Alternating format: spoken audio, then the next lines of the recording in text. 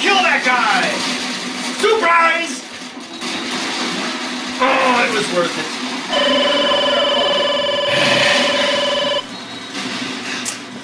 Hello? Yes. Yeah, I'm phoning noobs. Oh, right. The Midwest Gaming Classic. Yeah, I suppose I should go to that. Okay, well, I'll see you there. Alright, later. Bye. Well, hello. I'm Benheck. This is my podcast co-host, Jason Jones. But as you may have noticed, it's a video podcast because you can see us. We're here at the Midwest Gaming Classic 2008. And today's topics for our video podcast are going to be us walking around and commenting on things randomly because we don't have an outline. Should be pretty amazing. Well, what shall we do then, Jones? I think we should get in there. Yeah! Here is the first-person point of view of entering this show that we're at. Yes, here's where they have all the machines that you can play or whatever, and here's the bouncer. Hello. And yeah, there's a convention thing here we can like, this is where I'm going to be speaking, I guess.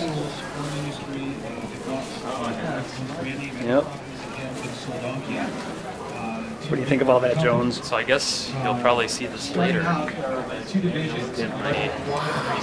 See, when I first saw this, I thought it said Wii Fit area, but it's Wii Fi area. So, yeah. Here at the Olympia Resort in Oconomowoc, Wisconsin, you can enjoy a wide variety of buffet items served fresh all day. Now, how much would you pay? This is how much you would pay. Gotta go have them see the noob sauce and the lead sauce. Oh yeah, we can get to that. Gotta have people see that. You know what Rachel Ray would say if she was here? She'd be like, I love this sauce. It's really good. I eat it all the time. So, how much for a bottle of meat sauce? I shall buy a bottle of meat sauce. Does it mean I already have meat. liter? Like a bottle of pop. Indeed. And you get it back. I love that. I should have bought this earlier. Bags are like hard to come by. I know. Sign up for the hot spot. Thank you very much. You're supposed to say thank you, kind sir. Back in my younger days, during the Clinton administration, I enjoyed playing Road Rash 2 on my Sega Genesis. It was one of the finest motorcycle vehicular homicide games I've ever played. Highly recommended. I heard there's actually rumors they're actually going to make a new Road Rash now. For the newer consoles? I would imagine. Such as the Xbox/PS3/Wii? Well, not the Wii. They'd make it for real. You could totally take the Wiimote, like hit the other people on the motorcycles. It's like printing money. Wait a minute. CompuMate. This is how Bill Gates got his start. He actually programmed Windows 0.0 on the Atari 2600. Did you know that?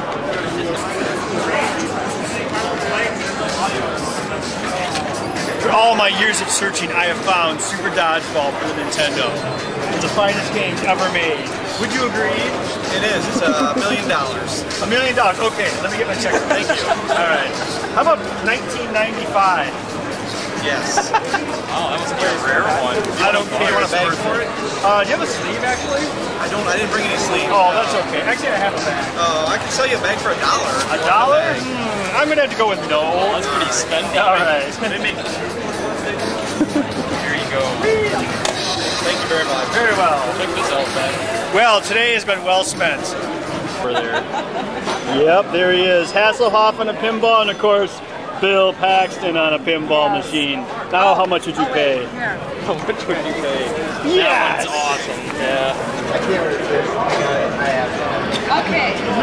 That doesn't really look There like he Italia, is. though. I found him. The best one of them all.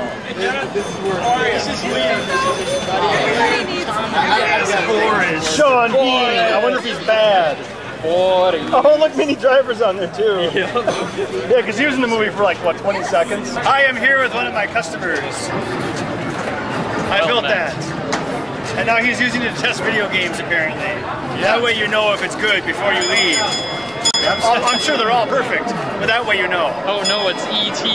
Yes! Very nice. Beautiful as ever. Yep.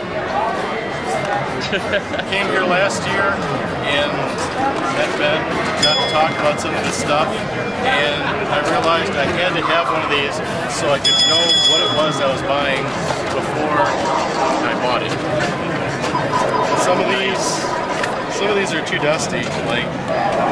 Ooh, that's a nice condition. Ladies and gentlemen, don't forget to come up front to the Team Fremont booth and sign up for the Midwest Game Show Classic, which will take place at 3 o'clock.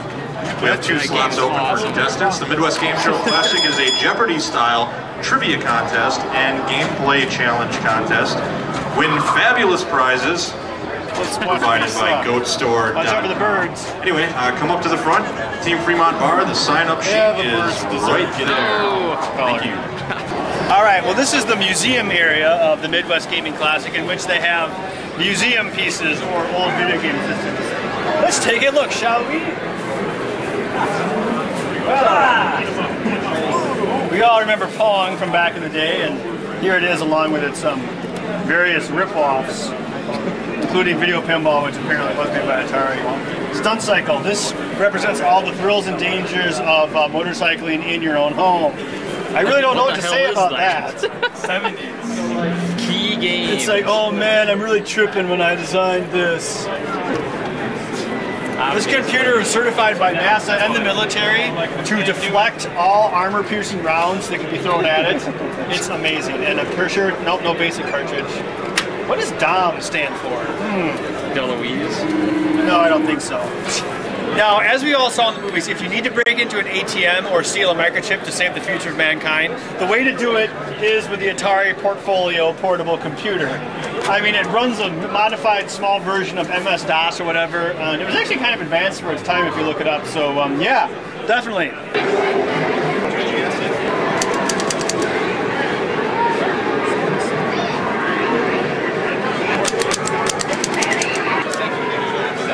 There it is, thegame.com, the system that almost was, but wasn't. But it did have a built-in modem or modem support, which is kind of cool. Game.com, it isn't a website. Fun tech. I don't believe it. What do you think about that, Jones? I don't really think much of it at all. You think it's fun? No, I don't quite think it lives up to its name. Gannon's gonna play it and let us know if it really is fun, I think. Well, how's the funosity level there, Gannon? I don't know how to do it. Oh, I think you just died. It definitely doesn't look as cool as a Sega Genesis. Well, what is?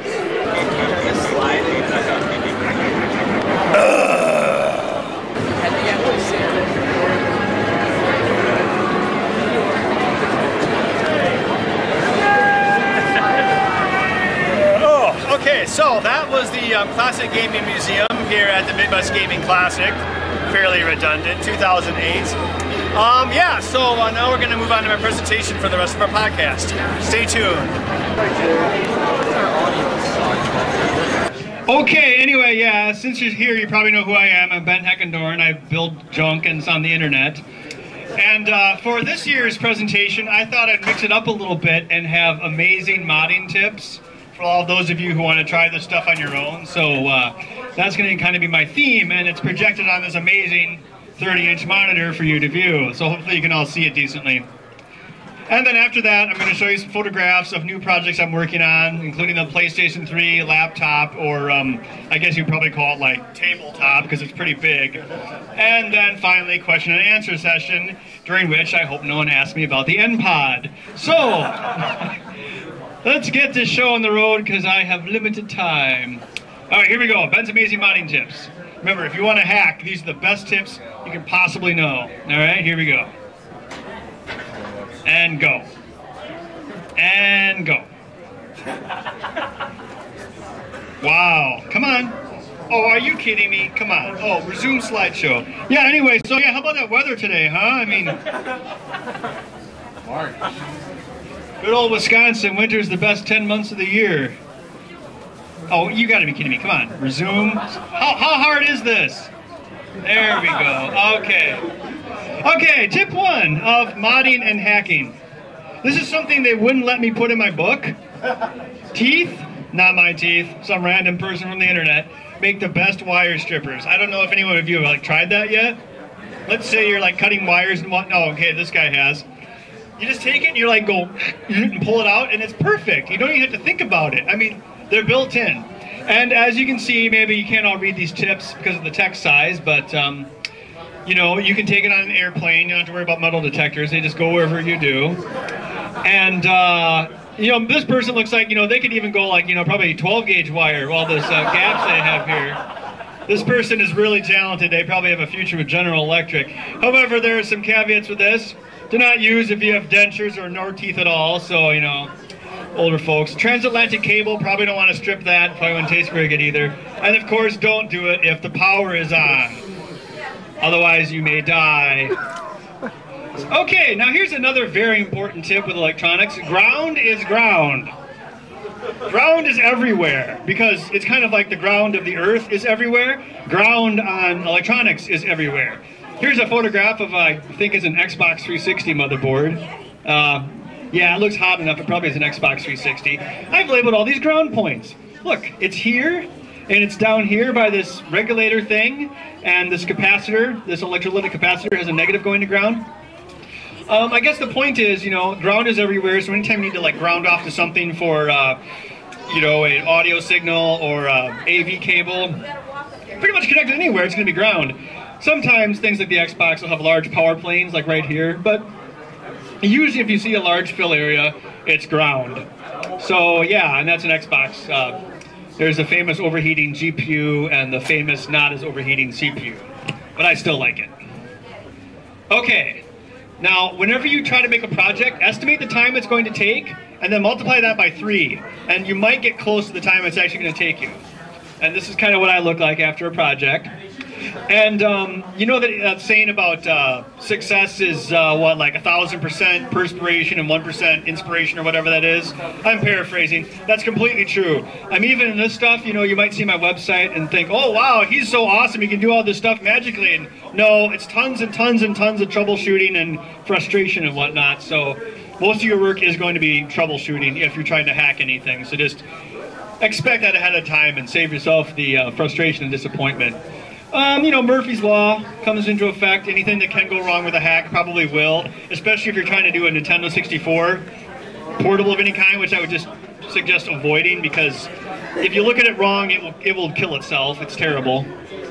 Yeah, and of course, when you're in doubt in hacking, you can check forums.benheck, which is sort of my real name, .com, and if my website happens to be up, you can get on there and check it out. Oh, we are thinking about a new server, so one of these years.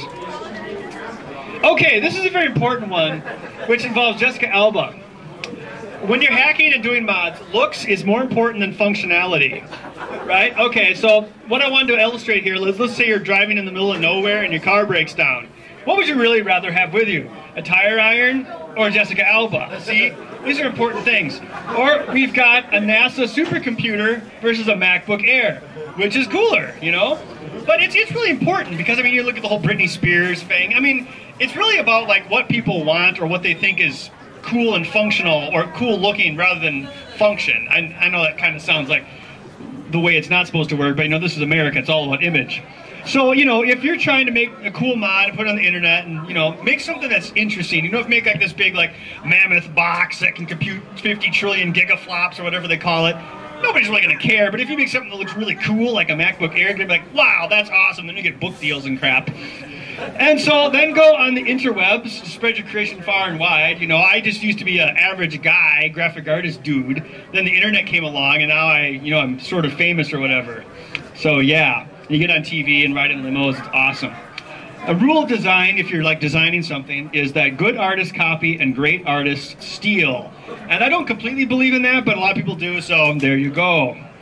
And of course, combine new and old aesthetics for best results, such as taking an Atari and making it kind of look like a MacBook or something, and then it's like, wow, it's been modernized, because people like that, I've noticed. So goodbye, Jessica Alba. Okay, now this is a really important one. Hot glue can do anything, really.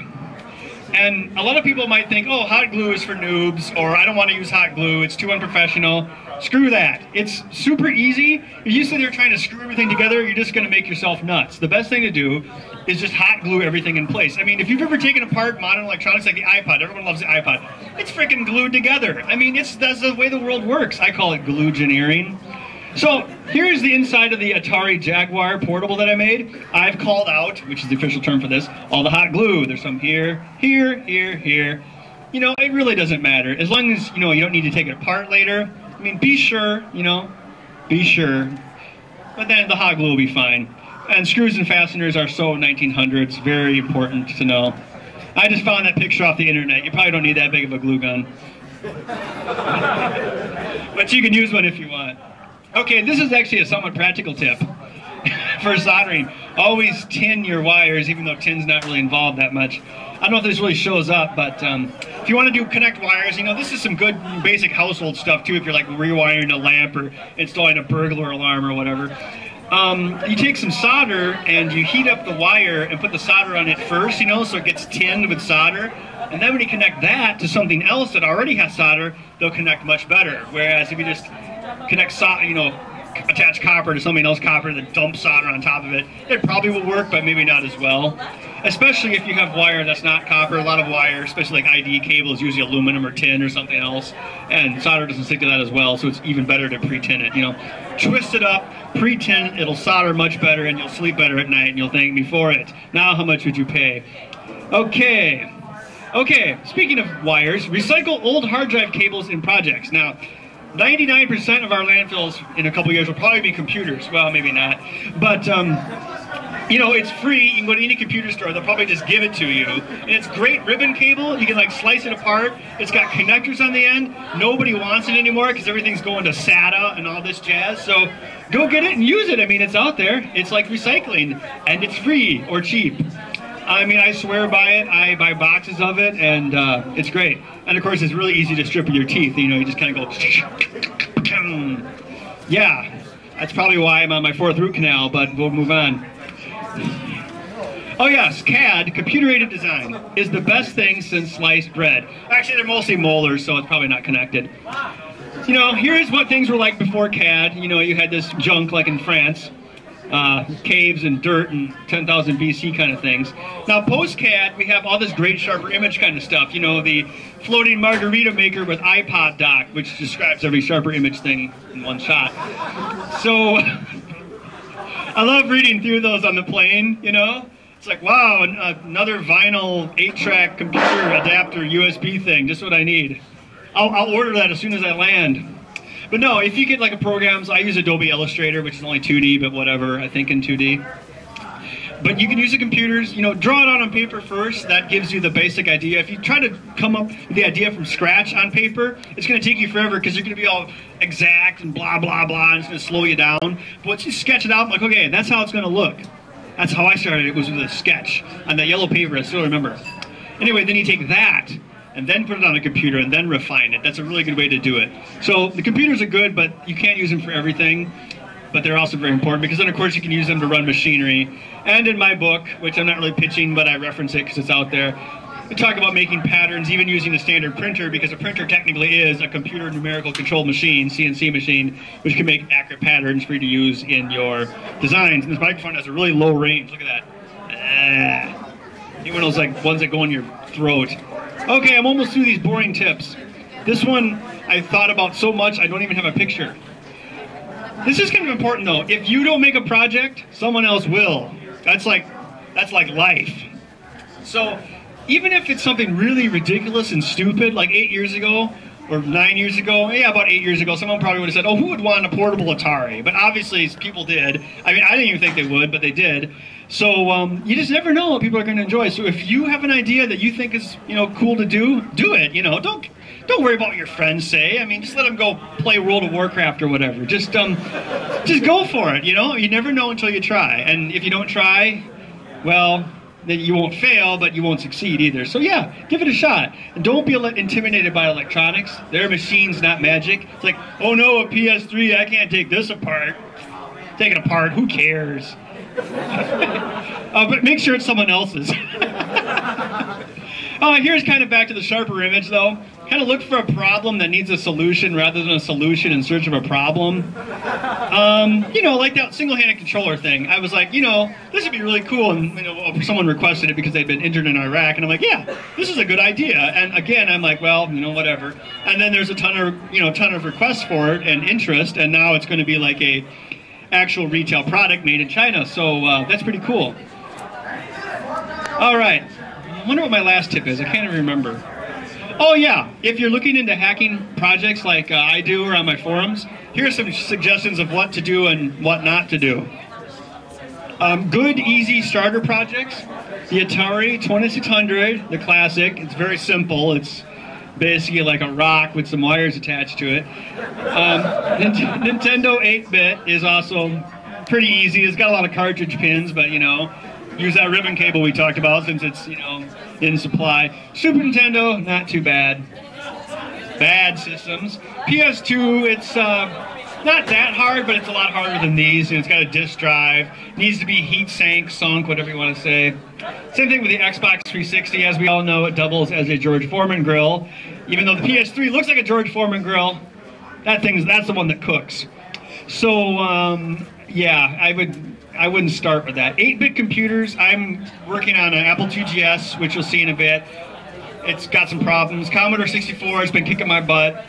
I did a couple Atari 8-bits. Those weren't too difficult, but more difficult than a game system. You got a keyboard, memory, all this stuff you got to watch out for. So, and downright ugly. Do not even think about it unless you're masochistic. Nintendo 64. Seriously, anyone in my forum will tell you they're born to break. They're like just, you know, suicidal. In television, I just don't like it. It uses like 5 different voltages. Come on. ColecoVision, same thing. It uses -5 volts for the RAM and all this weird stuff, and I wouldn't bother. Okay, well, now that we got through those very useful life lessons, I'll show you some of the new stuff I'm working on. Some of this stuff hasn't been shown before, so you will be the first. Okay. Oh yes, including my back glass for my Bill Paxton pinball. Ooh. Okay, this is a part from the Apple IIgs laptop that I'm building. Apple IIgs is one of my favorite old computers and certainly my favorite Apple, which would not take much. As you can see, I'm giving it this look where it's kind of like the old Apple IIc, you know, it's kind of like white and had slits in it. But then we have like these clear acrylic keys that have like a white backdrop with a black letters in front. Kind of gives like this ghosty look or whatever. It took me forever to paint those. I think I was watching Home Improvement during it. I remember that. And but yeah, you can see we have a lot of this 80s style slits, but kind of like with a modern white color. And then it's going to have like the little 2 and the 2GS are going to light up. One's going to be power, one's going to be disk. Should be pretty cool. And I can play Arkanoid 2 on it, which is awesome. Oh yeah, here's some more pics of the Apple IIgs. I can't remember who it was, but someone made this thing where you can just comment. This is a thing. This thing takes a compact flash card and plugs into the expansion slot on any Apple computer, including the 2GS, and emulates a hard drive. Pretty slick. I don't exactly know where it came from. The customer bought it. We took the extra RAM module that they had. I don't know if any of you remember that. It's all been wired flat. That took forever to desolder. Probably why I drink. And here's a shot of it. The true stuff you won't hear on the internet. And here's it running off of a power supply from a computer, as you can see, you know. Yeah, it's actually pretty flat. I have a really neat photo here that I found. Check out this. This is on the Apple IIgs.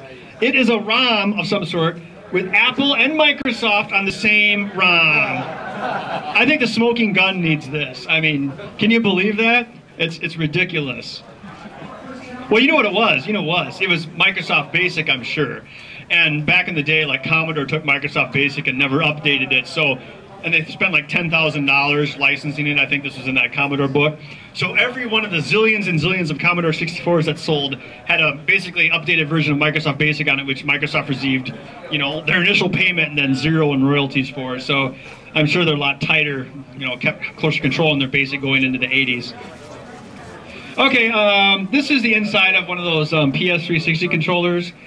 I make these every so often if someone emails me about 9 times, which is usually about what it takes to get me to do something. And so you're going to see how it's got a PS3. This is actually a 6-axis, I'm sorry, a DualShock 3 controller right here. It's got the rumble now, but it goes into the 360 shell and all this, because people must really hate the PlayStation 3 controller, because I get a lot of requests for these, most of which I don't do, but you know, whatever. Okay, now this is the PlayStation 3 laptop slash tank that I'm building. This is the inside of it. As you can see, it uses my usual not very creative form factor where I just rip myself off over and over. It's got a Tiger Direct keyboard right here. This is the inverter for the LCD. This is just a cheap audio amplifier speaker doohickey from Tiger Direct. Power input. Let's see. Oh, we're getting closer. I've been wanting to put this on for a while. I wanted to call it the headphone jack the cans, you know, like England. So at the front, you can see you got the USB ports. One of them is used for the keyboard, so there's only 3 available. Blu-ray disc, which of course has 1 now. And this is the same LCD as the last Xbox 360 laptop I made, since for some reason I had extras around. Okay, here's like kind of a money shot of it. It's not done yet, but you can kind of see it. It's got a PlayStation logo. I put that controller there because I thought it was ironic. It's got, you know, the curves and whatnot, the PlayStation 3 and the Spider-Man font. I don't know why they did that. It doesn't make any sense. But yeah, this folds down. It's larger than the Xbox 360 laptop. Not terribly larger, but it is larger. However, folded down, it is slightly thinner than a PlayStation 3 itself. That was my goal. Even if it was by a millimeter, I'm like, my work here is done. There's kind of a more of a close-up. These are exhaust vents. The PlayStation 3, the cooling solution in it, it's pretty well done. I mean, it's a very well-built system. I definitely will give it that. Okay, this is I'm still working on my long-suffering pinball machine, right? And this is my back glass where the score goes. And as everyone knows, my pinball machine's theme is going to be Bill Paxton Pinball. And this is the first part I made. I actually got it done. This is where the score goes. The matrix I wired myself. And of course, everyone, or at least my favorite actor, Bill Paxton. He's got his can of hams, fish head, and Alien. 2 of the wives from that HBO show. The Glob of Crap from Weird Science. That one movie where he's on a mountain. Twister Truck, Kelly the Brock, Apollo 13, and the Thing from Slipstream, which probably none of you have seen. So yeah, I've got about at least 7% of that pinball machine done now. So probably in Midwest Gaming Classic 2016, maybe I'll bring it. I saw that guy in there was building pinball machines. I was like pretty jealous because it's taking me forever. Oh, and here's some lame drawing. This is about all the mechanicals I have so far. So yeah, 2016. Okay, I don't know if I showed this last year. This is the prototype for my single-handed controller. I think I can show this. Yeah, the patent's been filed. Oh, who cares? Yeah, the idea here was we had these modules, and you put your hand on it like this, and your fingers could actuate whatever controls you needed. And as you can see, there's an empty one. But you pull these out, and you can put them wherever you want. So you can make it ambidextrous, left or right hand, just by flopping the modules around, or based off what game you want to play, you can just move them where you want. So it's up to the user. And it was kind of funny. I designed it so it could like fit on your leg or sit on a table. And because of that, it kind of ended up being shaped like a hip flask for whiskey. It wasn't intentional. I was looking at it, I'm like, what? This looks so familiar. And I'm like, what is... And I'm a beer guy, so it took me a little bit to, like, say hip flask. I'm like, oh, it's a hip flask. But, same engineering, I'm sure, took place. But yeah, this was done actually last fall. Around New Year's, I actually got the prototype back, sent it over to China or whatever. They sent back a prototype, their copy of it, approval, send it back. So actually this is going into production. We should have the first bits actually in a few weeks, and then we'll be able to sell them pretty soon. So that'll be good, because whenever anyone asks me for a single-headed controller, which is actually a big request these days, I can say, here you go buy one. And actually it's a lot of cerebral palsy, strokes, and motorcycle accidents you would not believe. I'll never get on one now. Okay, oops, is that it? Wow. Oh, that's the end of the slideshow. Well, I want to go back. Okay, there we go. All right, I guess that's all the stuff I'm working on. So, oh, I burned through that pretty fast. So we can do questions and answers for the rest of my time. Yay! However, there are some taboo questions. If anyone can't see this, are you making any more PS2 and 64 portables? Can't ask that. Will you make me an Xbox 360 laptop? I mean, whatever. This one, can you combine every system ever made into one box the size of a hamburger helper package? So if anyone was thinking about asking that, don't.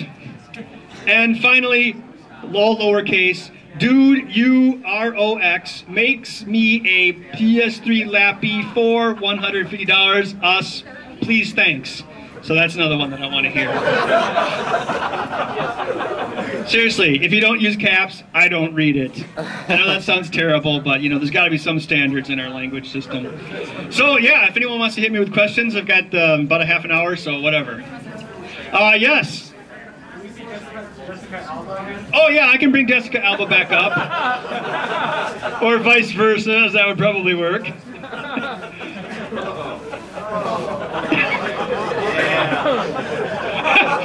This presentation is rated PG-13. Some material may not be suitable for children under 13. Ask your doctor. Thank you. I mean, you know, it'd be great to have one of those in the car, right? But, you know. Okay, any other questions that do not involve Jessica Alba? We've got time, so pick my brain. Yes, you with the, what is that? Is that a Portal t-shirt? I saw the icons, it looks like Portal. It's like one chick is good, two chicks is better, playing video games is better. Oh, well, okay. So, moving on, what's your question? Yeah. For anybody that's not really into electronics and whatnot, what happened with the Xbox 360 that caused the red ring of death? The red ring of death? Well, what can be done to prevent it without, say, voiding warranty? Okay, well, let's think about it this way. You're all familiar with, like, cars, right? Because we've all driven cars, most of us. Okay, let's say you had a car, right? And the bottom of it is closed up, the front grille is filled with mud, there's no radiator, and maybe half a thing of, well, you wouldn't even have radiator fluid, I guess. That's kind of how the Xbox 360 was. I get asked this a lot because some people seem to think I would know, and I guess I can offer a good guess, and I don't work directly for Microsoft in some way, so I can say stuff. Or maybe I shouldn't.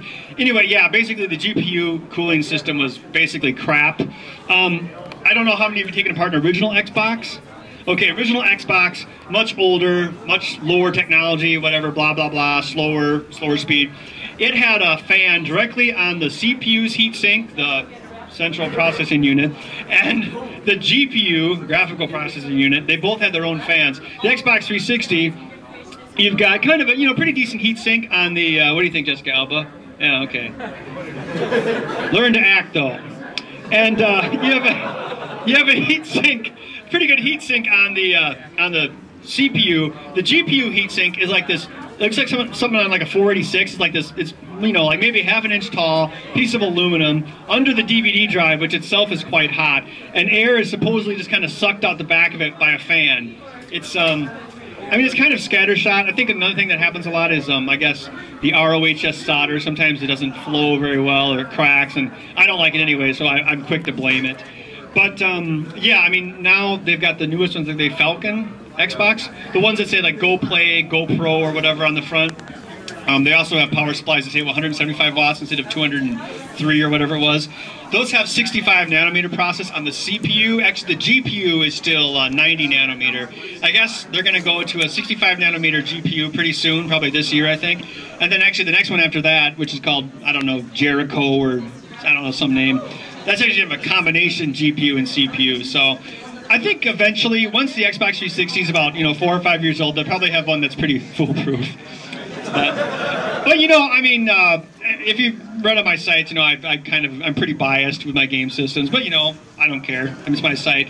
But well, I guess my thing is, I think it's a testament to like the games on the Xbox 360 that people even put up with it and the service, because I mean, if it was like the PS3, kind of has kind of a, well, it had a weak selection of games. If that thing was failing, I think people probably would have like had pitchforks out, but I don't know. I think Microsoft is lucky they had such good games and online to support their iffy hardware. So we'll see. Oh, and yeah, I'll run it in an igloo for best results. Yes, you.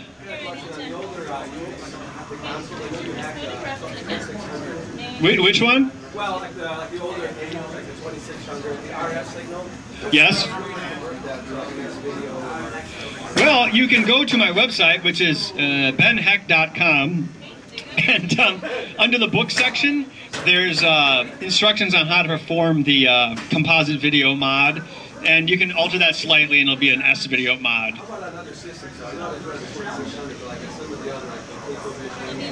Actually, interestingly enough, the ColecoVision has component video outputted by its video chip. You know, kind of like what a DVD player would have, or even like the Xbox. So,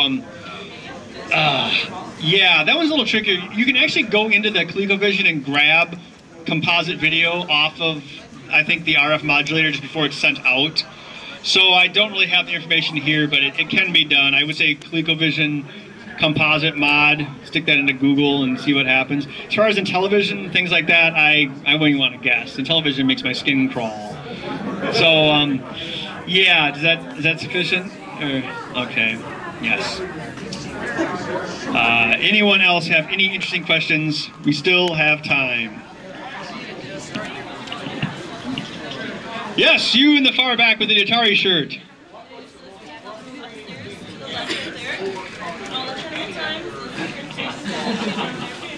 Most frustrating thing to overcome? Well, the last Xbox 360 laptop that I did, for some reason, the LCDs seemed to be cursed. I will insert here that I did not used to be superstitious until I started using computers for a living. And yeah, I think I destroyed at least one LCD somehow, and then I had to buy another one, and then I thought that one was destroyed, so I bought another one, so it's like $600 right there. One of them ended up not being destroyed, so I was able to use it on the PlayStation 3, which is why it has the same LCD. But yeah, I just had tons of problems with, like, I was rewiring the inverter that creates, you know, the lighting. I had to flatten that all down to make it fit, and I would say probably about 25% of the time spent on the last Xbox 360 laptop was probably just dinking around with the LCD screen. So that was pretty frustrating. I mean, you expect other things to be problems, but it goes to show you never know it's going to be a problem. And usually it's the stupidest possible thing, and usually something kind of trivial. Unless it's an N64, and then it's everything. Yes, you there. You were talking about the LCDs. Oh, okay. Okay, so this guy. Okay, go ahead. Oh no, go ahead. No, go ahead. Does the LCDs have like a proprietary output? How do you get like a console output to go to laptop LCDs? Are you talking about like LCDs in a laptop? Yeah. Well, I don't use laptop LCDs. I'll buy like a gateway, you know, thing that you stand on your desk LCD. Right, yeah, you're right. I mean, the holy grail, or what's more of a fool's errand in hacking, is to use an LCD from a laptop for anything other than a laptop that it's in, but it's impossible or not worth doing. But yeah, I'll just go buy, I mean, LCD monitors are getting so cheap. You go buy one for like $190 or whatever. Most of them have DVI input. So with things like the new Xbox or the PS3, you can actually get an HDMI to DVI adapter cable for like 15 bucks. Hack it all up, wire it manually. It's actually not that difficult because HDMI and DVI have a lot of the same pinouts. And we just use one of those. That way you have a pixel perfect thing. You get like, some of those gateways are like, exactly 1280 by 720. So there isn't any like interpolation even. It looks really good. So that's usually what I do. I just use like little cheapo Best Buy monitors.